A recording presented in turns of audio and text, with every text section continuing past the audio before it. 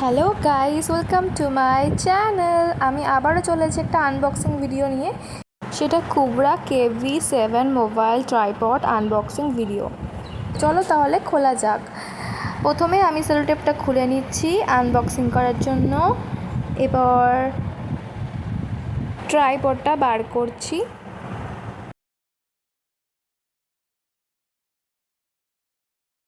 এবার প্লাস্টিকটাকে খুলবো।